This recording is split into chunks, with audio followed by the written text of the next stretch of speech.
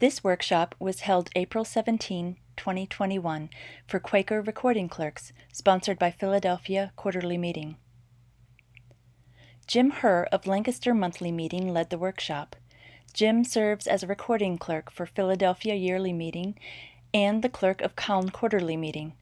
He recently retired from serving as the administrator of the School of the Spirit ministry. Quakers throughout the world and through history have had different approaches to recording minutes. This workshop provides guidance about recording in a style currently used by many friends in Philadelphia Yearly Meeting. This workshop was presented free of charge. If you would like to support this workshop and future ones, Philadelphia Quarterly Meeting accepts donations at the link shown on the screen, or go to philadelphiaquarter.org and find a link there. The workshop began with a brief period of waiting worship. You may wish to pause the presentation and take a moment to quiet and center yourself before continuing. This is being a recording clerk, one person's experiencing suggestions. I am right now a recording clerk for Philadelphia Yearly Meeting. I've done that for, I didn't even count, I'm not sure how many years, but quite a few, 6 or 8 probably, maybe more. I was a recording clerk for Calne Quarter for about 10 years. Until they decided they needed me more as clerk than recording clerk.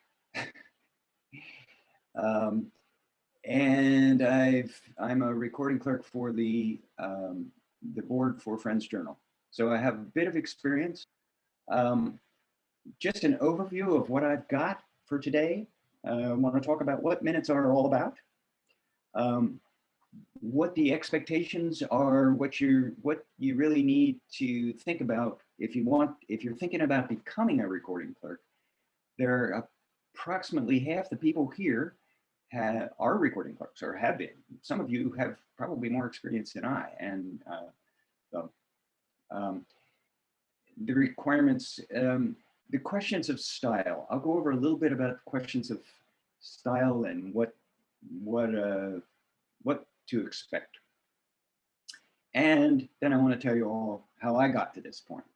Just kind of as background to let you know. I'm a convert to Quakerism. Been doing this, been a member for 33 years or so, and I'm still convinced, and I want to do whatever I can do to help Quakerism continue. And I feel like this is an important part of our tradition is record keeping. And so I want to encourage as many people as possible to help. I'm glad you're all here to think about it. Much of being a recording clerk is learned on the job. And that means that I can give you some pointers. I still feel like I'm learning. I'm still learning. And I've been doing it for 25 years. I'm really just going to try and help you feel confident enough to do it. Now it's a real question of what and why minutes of any type. This picture is a picture of sort of a half picture of the board at Friends Journal, and you can see my faces there. There are a couple of reasons why minutes are taken at meetings. One is to let people know who were not able to be present. Not every time can we have a recording that we can play back, so it helps people who were not present to know what happened. And then it also helps you understand what people are supposed to be doing. when things are going to happen, and by whom. And there's also just a recording of what happened so that next year you can look back and say, we decided to do this last year, and we're still working on it. Maybe we should reinforce it by saying it again. Or 50 years from now, they can look back and say, wow, at the end of the COVID pandemic, this is what they were doing in their meetings. So there's both of those, it's like a record for historic treasure is a very valuable part of minutes.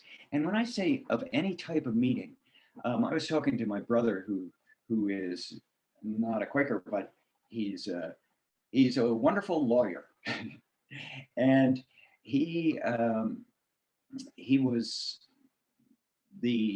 paid by one of the township boards of supervisors to be their minute taker. He was paid to be their minute taker so that he could also use his legal expertise and answer questions, legal questions, and record legal answers into their minutes. So business meetings, I was in what I did before I retired was I sold advertising space for a trade paper that goes to farmers. We would get together on a weekly basis with the salespeople, and we only had the ability to sell a certain number of color ads at one point. And so somebody had to write down the minutes of that meeting to tell who's going to have the color ads this week. So minutes are very important. They're very much a part of everything. Every gathering of people has often got somebody to make a record of it. But the difference is that it is important to keep in mind that our business meetings are actually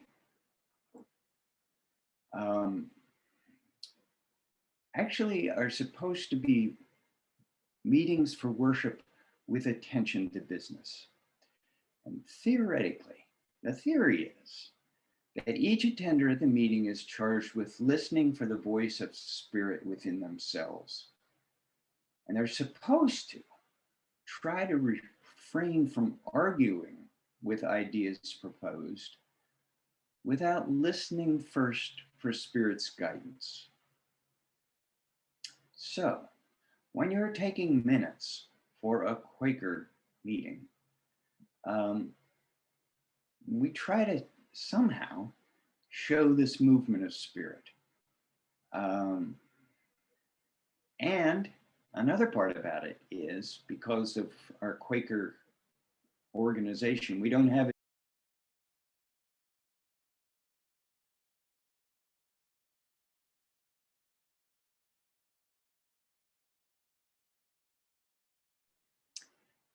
well, the expectations of minutes. They must include decisions approved and actions agreed upon, including timelines and people involved as needed. It's also important to include decisions that could not be made. So sometimes that's important both mostly for the historic function of minutes, but also just to help people clarify why decision could not be made. It's probably important to include some kind of background, some of the background for the decisions, to tell how spirit was moving in the group, but it's not a transcription. We're not trying to write down everything that everybody says about the decision that was made, just some indication.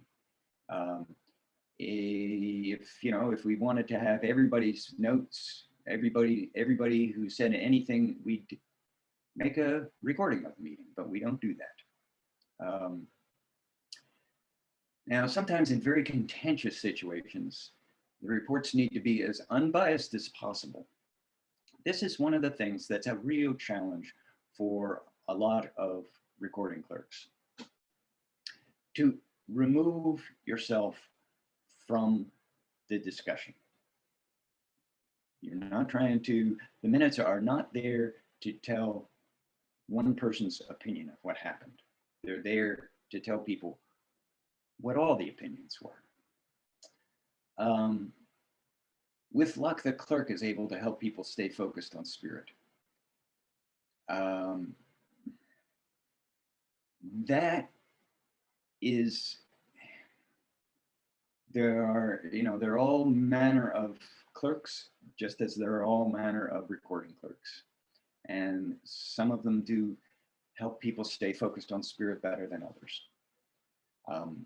But at any rate, the recording clerk should try to remember that what is being recorded is the movement of spirit in the group. Before minutes are stored or shared widely, the facts need to be checked. Even if they've been approved in the meeting, you have to make sure you got the facts right. And the grammar can be smoothed a little, but mostly if the minutes have been approved by the meeting, you got to be really careful not to maintain the sense of what was approved. Okay, now I'd like to talk a little bit about what the needs are for a recording clerk. Here, I thought about it and thought about the things that I feel. There are really only two things that I think you really need. If you don't have these two things, maybe you ought to think about some other way to serve your meeting. You have to be able to pay attention. My wife has a bit of attention deficit. She knows, she looks at what I do and says, I don't know how you do that. You stay focused 100% of the time for an entire meeting. How do you do that? She couldn't do it. I don't have, it's part of what I was born with. The other thing is, I just feel it's important that you can listen to, you can pay attention to what's happening in the meeting, even if it seems unbearably boring. So I find things interesting that others don't. So I think those are the only things that you really, if you don't have either of those things, I'd probably not recommend pursuing the recording clerk's position. But here are things that you can learn, and you'll have to learn. You'll have to learn, and maybe you've already got it, the ability to listen to the deeper spiritual level of discussion. If you've been in meetings for worship with attention to business for a long time, you probably have already got this ability. The ability to organize things that may not appear organized as presented. A lot of times there will be something that comes up, and then people will be talking around other things, and then the thing that came up 2 minutes ago will be addressed again. And somehow you have to manage to get, it's wonderful with computers. I used to have to draw lines and scratch things out and move things around, and when I was doing them on a paper. But now with a computer, you can just highlight what you took and shift things around to get things organized. Now, one of the things that a recording clerk has to be able to do, is to question if things seem unclear or incorrect. It's and I mentioned this later on, it's important to have some kind of a relationship with the clerk so that you don't want to do this much. You don't want to do it any more than absolutely necessary. But there are times when you just don't know. You don't know what to write down because you don't. And sometimes a meeting, I was recording the continuing sessions, and we were considering something that needed to be this past the spring continuing sessions, and there was a question that we were trying to come to grips with, And at some point, it just seemed like everything was lost. People weren't paying attention to what we were trying to decide. And I just carefully asked the Barches if we could, is this what we're trying to decide? And they said, oh my, yes, you're right. Let's go back. Let's try and figure this out. So you need to be willing to question things if they seem unclear to you as a recording clerk. And you have to have patience to rewrite the minutes as requested, which sometimes is challenging. But I'll get to that later on. Now, sometimes you can take minutes and go home and write them up after the meeting and present them at the next meeting, or put them in the newsletter. That's what happens with our wonderful recording clerk we have in Lancaster. She takes the minutes. She does it almost all. She's fantastic at shorthand. She goes home, writes up the minutes, and puts them in the newsletter, and then we approve them at the next meeting, which works fine for Lancaster. However, there is definitely something to be said for reading the minutes back in the face of the meeting, as it's called. At the end of the meeting, you read your minutes back, and then the people who are actually at the meeting get to decide whether the minutes are correct, or at least close to correct. But it's challenging, and the challenges can be overcome. I'm convinced, because I did it myself. The first thing is just willing to try it. Oh boy, that's, you gotta say, okay, it's gonna be hard, but I'm gonna try it. It helps if you can write or type quickly. That is a big part. And it helps if you can create understandable prose quickly. But again, and the ability to listen and type at the same time, which mysteriously I developed on my own. It's just something that's learnable. I know, because I couldn't have done that 25 years ago, but I can now. So these things are learnable. Sometimes it takes a long time to learn them, but you can learn them if you practice. Okay, preparation for minutes. Minutes not read in the face of the meeting, where the notes are taken and minutes are prepared later. There's not much preparation that you need to do. It helps to know what the agenda is so that you can kind of organize your notes in ways that will make it easier for you when you actually go to write up the minutes, and to know who's going to be presenting. Maybe have their reports, if they've got reports, so that you can look at them ahead of time, or you know, if you're going to put it in the newsletter or something like that. Just as long as you get those reports at some point, it's very helpful. And you got to be ready. You got to be ready to take minutes at the time that the meeting starts.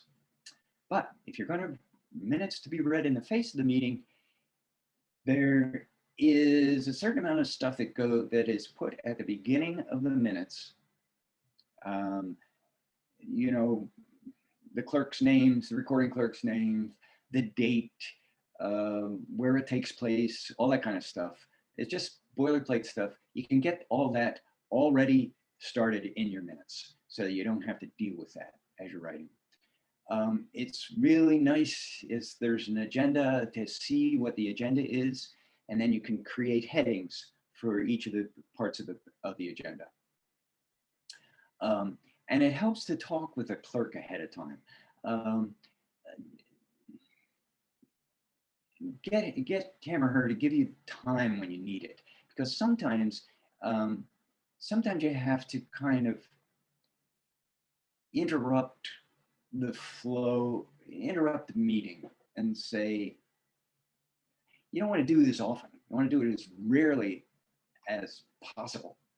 But sometimes, especially when you're learning to do it, you'll probably have to say, can we just take a moment's break to help to allow the recording clerk to catch up. I mean, that is done, and you're allowed to do that as long as you don't do it too often to interrupt the flow of the meeting. You don't want to interrupt the flow of the spirit in the meeting. If there are going to be presentations, if there are going to be reports, you need to know, are those reports going to be attached to the minutes?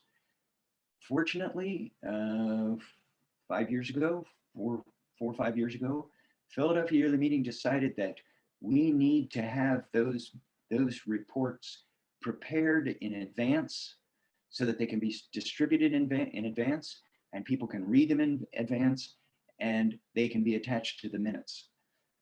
That's not always the case. It used to not be the case with Philadelphia Yearly Meeting. And so the recording clerk has to sort of listen to the report and paraphrase it. It's all possible. It just is a lot easier if all you need to do is say, report is attached to the minutes, this is what it was about, and just a line or two about what it is. Prepare for minutes of action. Minutes of action say there will be a minute that such and such a thing is going to be done, or the meeting has agreed to this outlook or this proposal. The meeting has agreed to do this. This kind of a minute of action, is often, you often have to compose it there, even if you're going to take the minutes home and read them and write them afterwards. A lot of times, a minute of action has to be read right there so that the meeting can agree to that particular minute of action. So that can be tricky at times, but again, take some experience, take some trying it, and you can do it. And friends are extremely patient. They'll tell you, no, you didn't get it. Let's say it this way, and it'll work. And in order to take the minutes for the meeting, you have to be ready. Okay, here is a real challenge for me. There were a number of questions that came in about style. What is the style? And boy, just to keep in mind, we're recording not just words, but leadings and prayers. So in other words, we have to kind of, the style has to include what's happening, what's really happening at a deep layer, if at all possible. There's no fixed style guide. Pretty much the only way you can really find the style is to see what style has been used in the past. Just the most recent. I mean, if you're taking over and becoming a recording clerk, you want to see what the most recent minutes, what kind of style did they have in those most recent minutes? And try and kind of follow that style, because you don't want to be branching off and doing something radically different. It will make things confusing for the people who are reading the minutes, or the people listening to the minutes as you're reading them. Sometimes the clerk or the meeting or a significant committee requests a change in the style of the minutes. When I started as a recording clerk for PYM, we included a great deal of discussion leading to decisions. Oh, I loved it. It was great fun. You try and capture many of the things that were said. Now, it's a different kind of challenge because we're asked to give only the highlights. So you have to kind of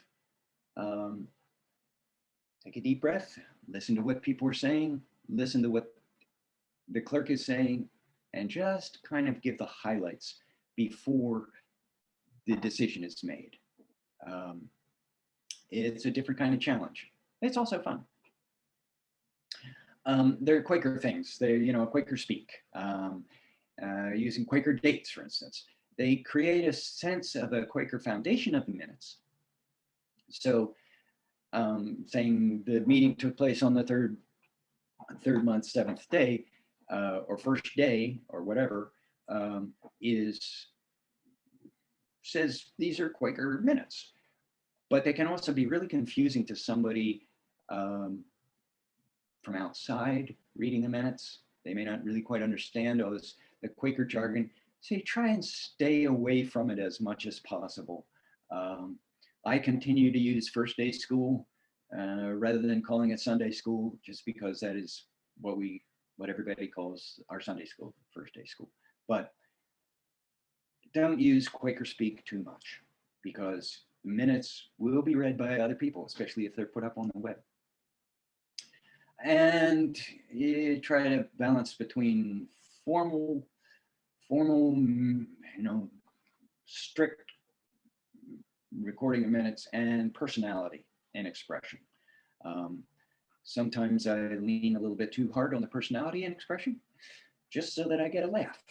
But that's not necessarily a good way to go. Now, when you're done, corrections are going to come. Just expect. Your best attitude is that you don't own the wording. You don't own it. You put it down, you do the best you can at recording, according to what you've heard, according to what you sense, according to your own way of writing.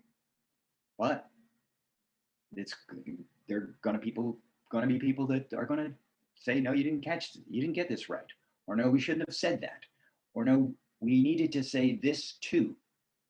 And sometimes those things most of the time I just am like, yeah, you're right. Yeah, okay.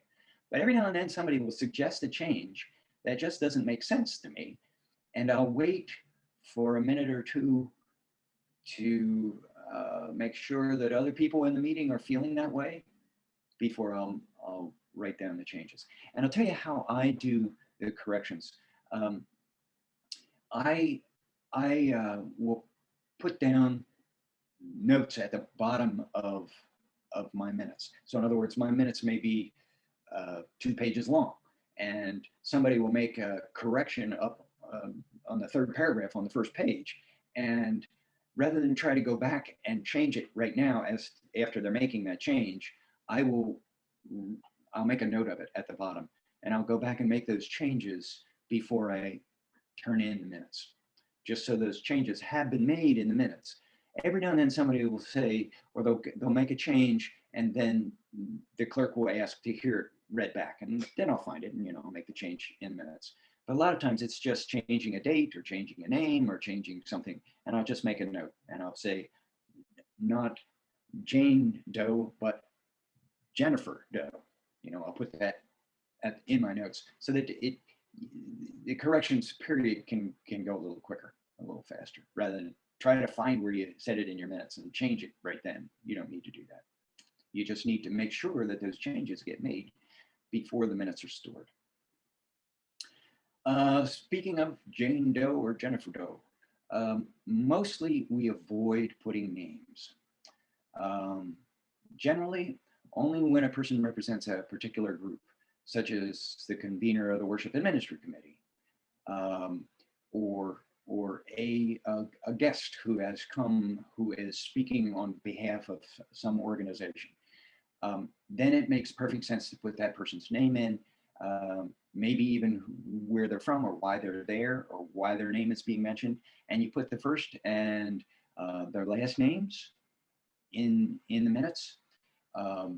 And then if they're talked about again, you just use the first name, which is different from the way it happens in AP style guide. AP will have you say their first and last name first, and then you refer to them by their last name. We don't do that. We use their first name. And we also don't include, generally speaking, if we include their name, we don't include their title, Dr. Joe. Generally speaking, we don't include Mr., Mrs., Ms., whatever. It's just the name. Now, the reason for the name thing is we're in worship and listening to Spirit. And in theory, we're not listening to Joe Blow. We're listening to the Spirit. Now, another problem, and so you don't want to say this is, Joe Blow said this. And part of the reason, a big part of the reason, is that people reading the minutes may say, how could we have gone along with something endorsed by Joe Blow? He's such an idiot. Or they'll say, wow, that seems like a stupid idea, but it's probably good because it was endorsed by Joe Blow. I mean, it can go both ways. And we just want to recognize that it was, in theory, it's the Spirit speaking. And so we just record and we say, a friend said. And sometimes when you've got a whole bunch of people, it gets kind of tedious and repetitive to say, a friend said, another friend said, another friend said. Sometimes I just say, another person or someone else said. It does sometimes, it seems kind of tedious, but it's the way we are. Okay, my experience. I'll tell you how I got to this point. Your experience doesn't have to be anything like this, but I just thought I'd let you know how I came to be sitting here talking to you. I learned to type. I learned to write copy. I had a two-person advertising agency, and I had a partner who was an artist, and I did everything else, including all the bookkeeping and all the client contact, and I wrote all the copy and talked to printers and all the kind of stuff. And my partner did all the artwork and all the design work, but he was also a wonderful editor, and he really helped me learn how to write. Also, it's where I learned that I don't own the words. When I would write a brochure for a customer, an ad for a customer, the customer owned those words. And if they said, no, I don't like the way this is written, I would go back and I would rewrite it. So I wouldn't take that seriously. I started out writing minutes for a Lancaster meeting, and I would write the minutes for the meeting, and they would be distributed in the newsletter the way they still are in Lancaster. And then they would be read before the next meeting, as they still are in Lancaster. And then I happened to be at one of the town quarterly meetings, and the guy who was supposed to be there as a recording clerk didn't show up. And the clerk said, is there anybody here who could take minutes? And I'm doing it in Lancaster. Okay, I can do it. So then I started recording for Town Quarter. And it was the same kind of deal. We would, take the minutes. I would write the minutes up when I got home.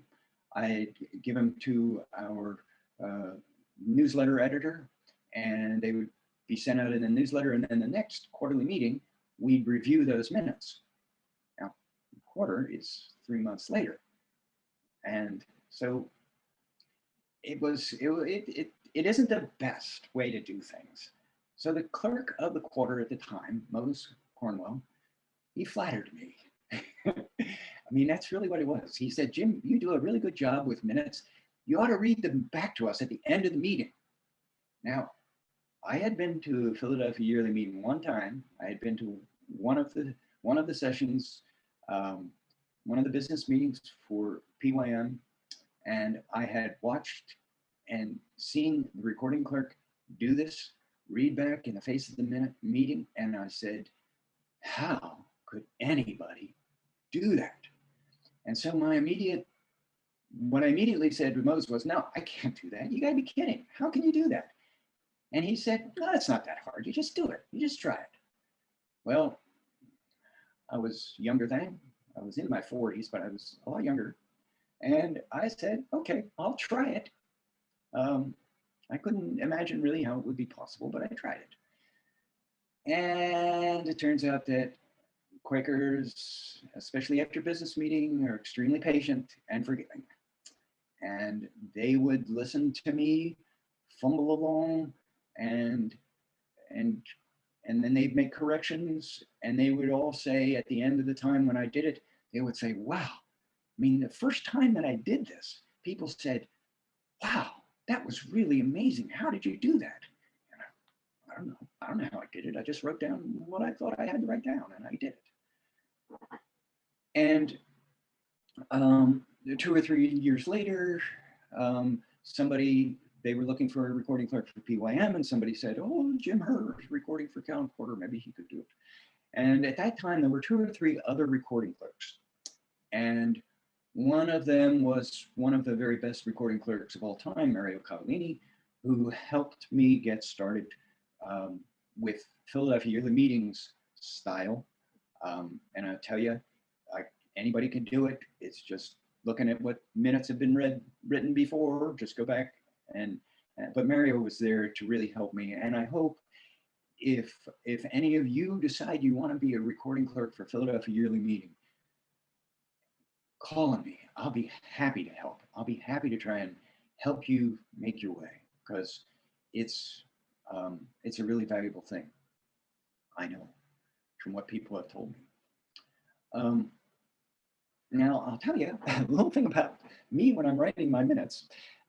I type things up and I type them fast, and I listen to what people are saying, and I've learned this ability to write things, and while I'm listening, somehow I can do that. I can write things at the same time. I tell you, it's a skill you can learn to do.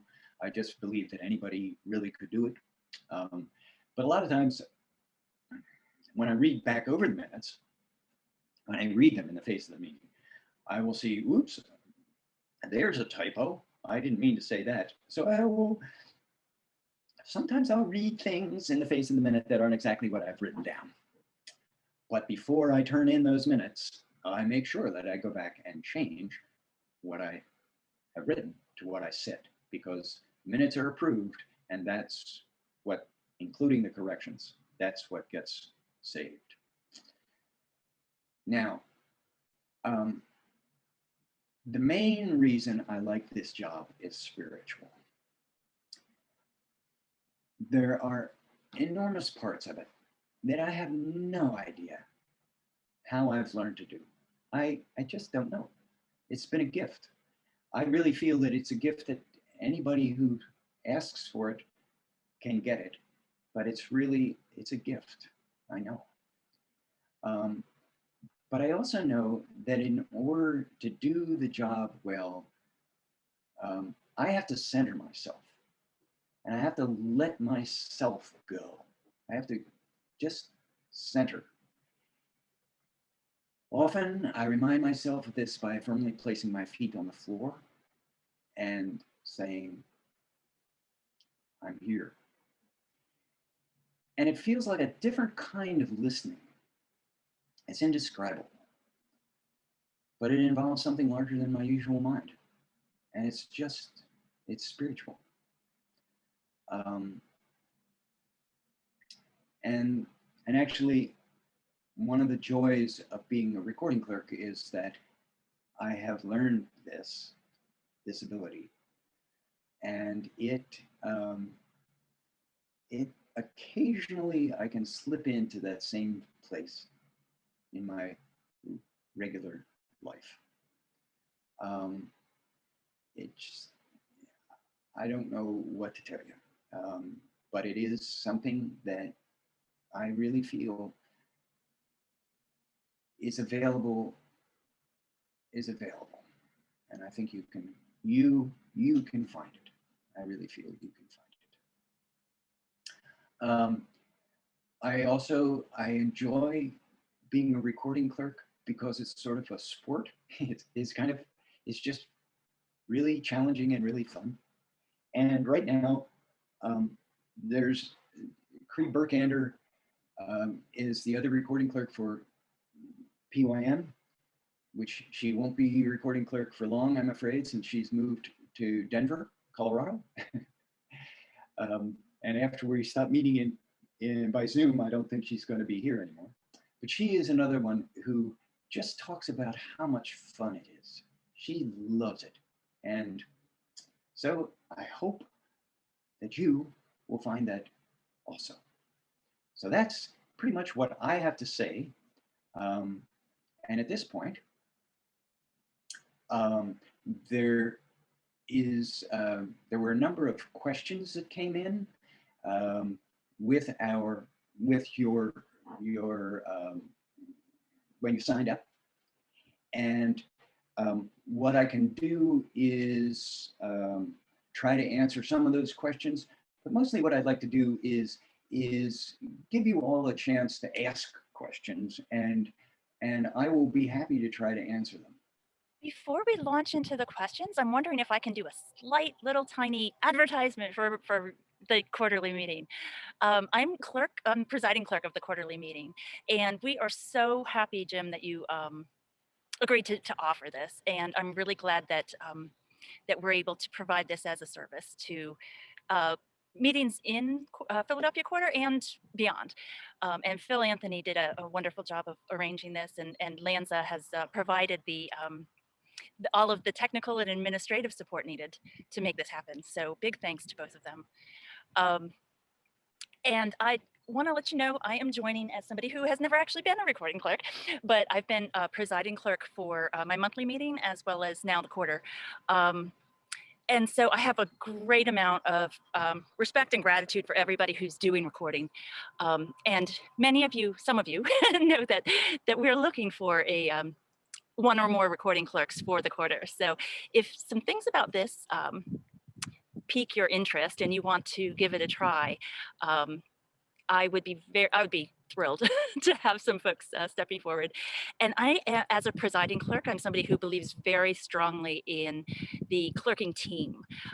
So I will provide a lot of support. I also have a few thoughts that I thought might help kind of give a little bit more food for thought as we head into questions and answers. I took a few notes during the presentation, and I think I can share them fairly quickly if that's okay. So Jim talked about the spiritual basis of recording clerks, and I want to just remind folks that people in the body of the meeting are praying for you, literally praying for you to succeed.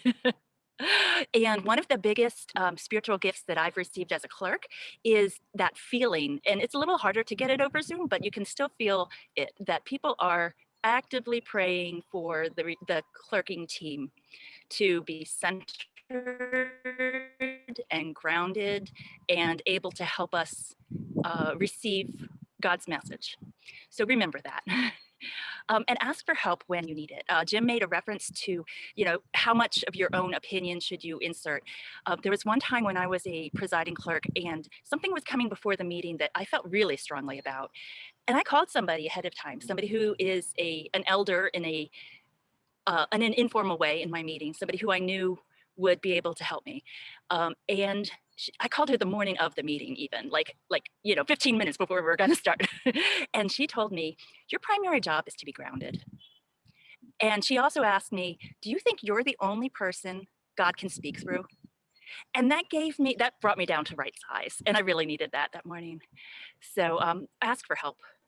People will give it in a gentle and loving way. I received that, by the way, in a very loving way. She meant it in an absolutely loving way.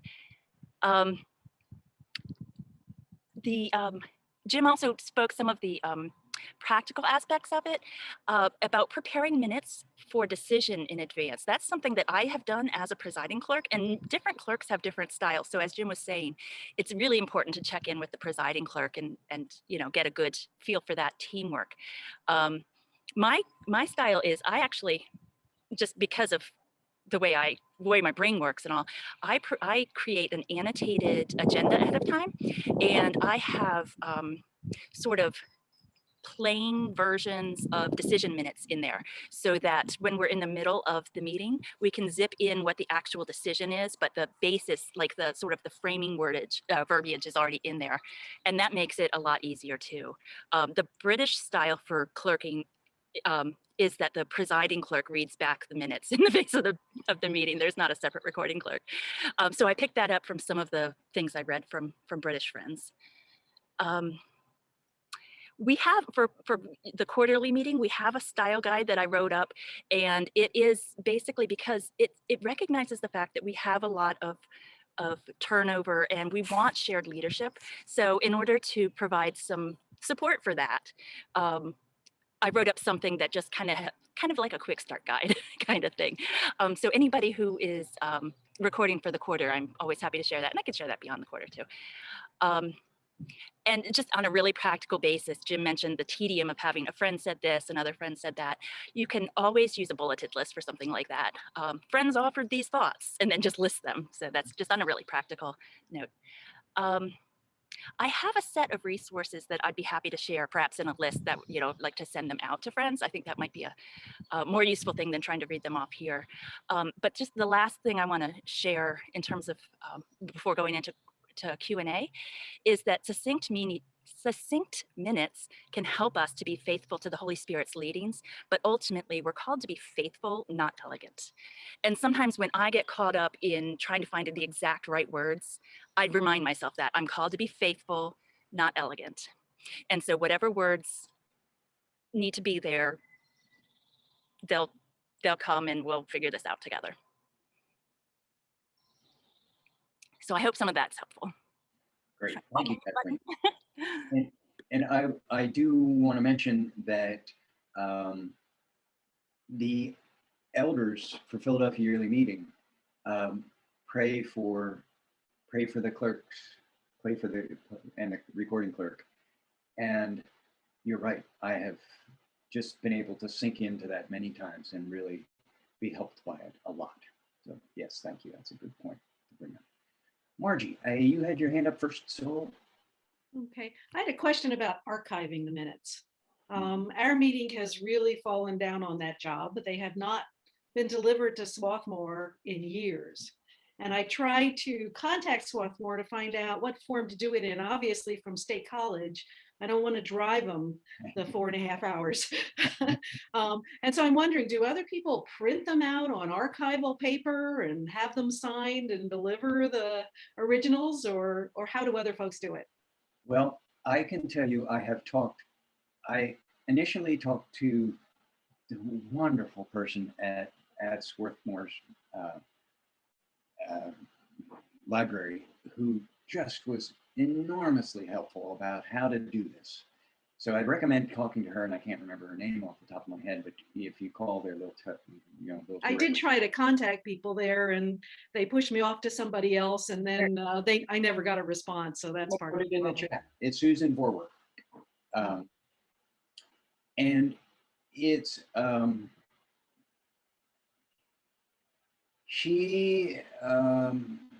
no, it wasn't Susan Vorwerk. I'm sorry.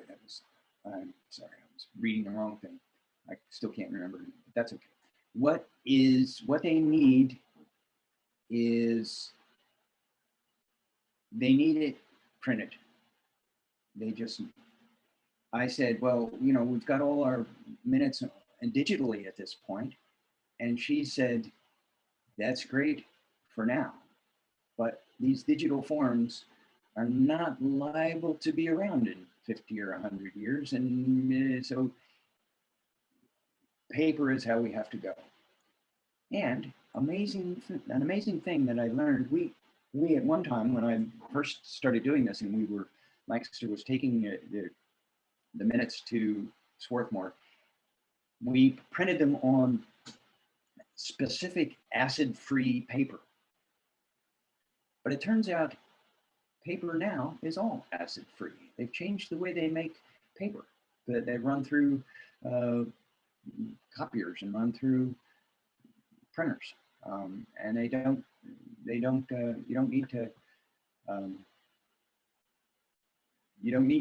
don't need to worry about the paper. You just go and buy good quality paper, and that's all you need to do. And I think I was told that it's better to print them just one side of a page rather than two sides, because it's easier for them to deal with as they bind them. So Thanks, Margie. I hope that helps. Ellen. I just first want to thank you, Jim. I am still kind of close to tears. So moved by the simplicity and groundedness that your story brings us about finding a leading, following a gift, seeing the gift grow. It's very reassuring. And so thank you. My question is, for some reason, I can transcribe pretty well. I don't do it officially because of energy issues, but I can do that. I can listen to people. I can take down pretty much all it said. What is the difference between transcribing and listen typing?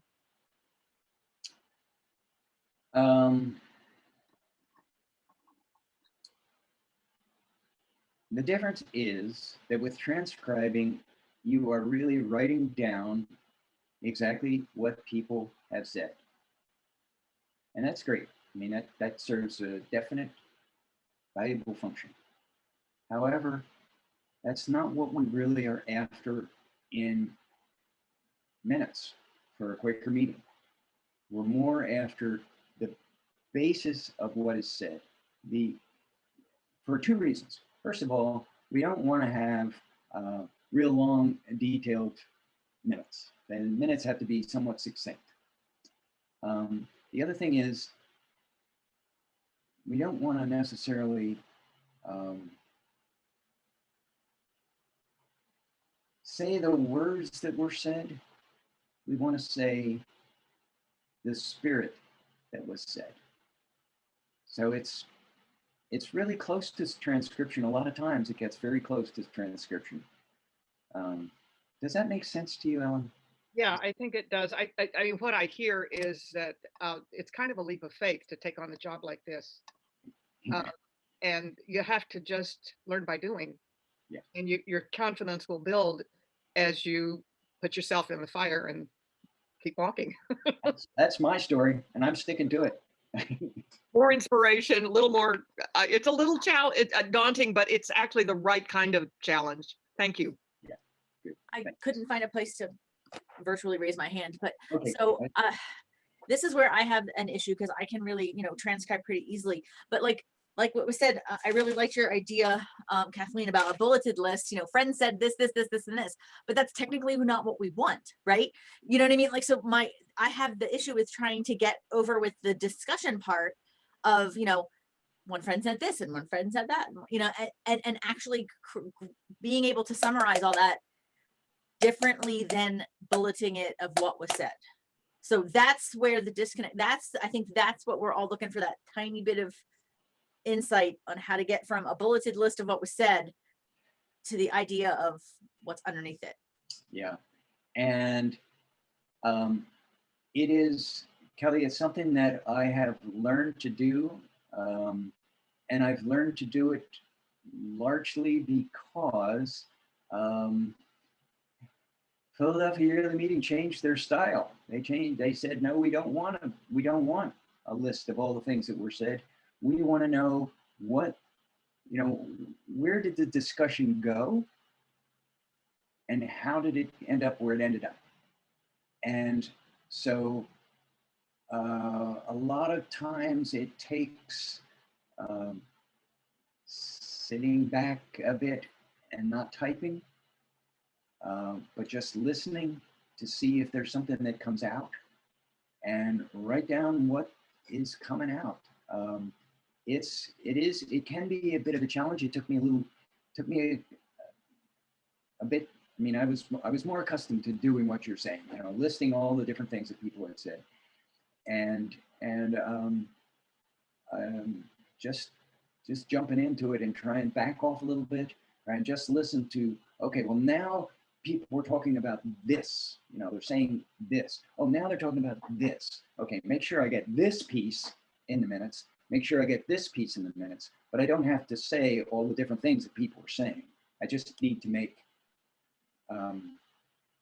it happen, make it appear.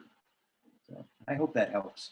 Again, It It's also, if you are in a place where you don't have to read back the entire set of minutes in the face of the meeting, this is a wonderful place to, you can just go ahead and list all of the stuff, if that makes it easier for you to feel like you're not missing things. And then afterwards, you go back and say, okay, well, I can sort of lump these together and maybe only end up with 4 bullets instead of 18, you know, and the 4 bullets are the 4 main thrusts of what was discussed. Yeah. But the other thing is that if something's, if you've made your best guess in the way you described and something got missed or didn't quite get captured, almost invariably somebody listening will find that and offer it up. Yes, that is very true. That is very true. Connie. Yes, good morning, everybody. Yeah, my question, it's kind of based on something you said, Jim, and that is about how the recording clerk may have to request clarification about something during the meeting that they're recording. And you did say that that should not happen frequently. So my question, I think I know the answer to it, is basically the person who is the recording clerk is really not participating in the meeting for business. Even though they may have an impulse to do so, which I'm finding I do. Yeah. And I'm talking about my monthly meeting. But my question is, should the recording clerk really be just kind of an observer and a recorder? And that is a really good question. I'll tell you, with Philadelphia yearly meeting, it's easy. There's so many other people there to talk that, and there's so much that you've got to record that it's not hard to just stay at your job. But with a smaller group, like the Town Quarter Care Committee, for instance, it's perfectly reasonable, a small monthly meeting.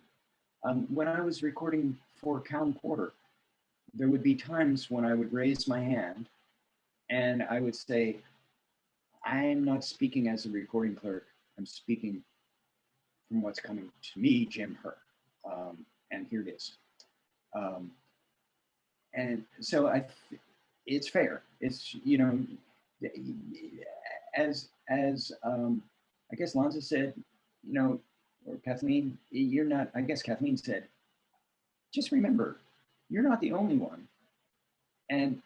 But you are one who is there, who can hear the Spirit. And if you hear it and you need to speak it, that's fair. All bets are off. Okay, thank you. Sure. Phil, I saw you had your hand up. Yeah, for some reason, Zoom is not working too well for me. I thought my hand was not up. It's not now, but it was. So. Okay, a couple of things. Lanza put in the chat a reference to Pat O'Donnell's talk at Philadelphia Quarter a year ago. At the time, she said that they would accept at Swarthmore minutes in archival PDF form, which is one of the options for how to do a PDF. If anybody cares, it's ISO 19005-1. So I don't know what the answer is as to what they'll accept. I'm sorry, you're right, Phil. I do remember her saying that is one of the things they would take. But she still said we still prefer to have things in paper. Oh, heck, cuneiform tablets have endured a lot longer than paper ever will, too. Exactly. Maybe that's what we need to do. We need to etch our minutes into stone. Oh, yeah. However, I don't want to take up too much time with that. I want to go back to another thing that we mentioned and ask for thy comments on my point of view, which is only mine, that there's a real question about who owns the minutes. And my understanding has grown as the years have gone by that it's not the recording clerk, it's the meeting. And style and corrections and even content are the recording clerk's job is much like that of any other clerk, to present something and then be an empty vessel so that the spirit may move and the whole body takes ownership of the minutes as approved. And that goes back to the question of names as well. They mentioned the possibility that somebody might say, Joe Blow said this, so it's a good idea, or Joe Blow said this, so it can't be a good idea. But there's a whole other dimension to that of continuing revelation. Joe Blow may have said this and firmly believed it and argued for it. And 20 minutes later, during the discussion, Joe Blow's point of view may have changed. And to memorialize what he said is an untruth. Thank you, Phil. That is another very good point. That is another very good point. And another one that I've seen happen often in meetings is everybody will be saying, be following one path on a decision. And somebody will hear the spirit say, no, we need to go this way. And they will say that will be contradictory to what everybody else is saying. But you can tell they're not saying it because their mind is saying, no, this isn't a good idea, I need to argue about it. They're saying, oh, I just got this other realization. And they're being a vessel. And so you shouldn't give them too much credit for it. You know, you need to give all the credit as you possibly can to what they've said. So thank you. I think I want to add one thing there. They used a word that brought back something that to me has been very important over the years. Christine Greenland used to say that the job of a clerk and of a recording clerk and anybody else on the clerk's bench is to be an empty vessel. And they brought that up in terms of it isn't thy point of view that goes into the minutes, but it's also in terms of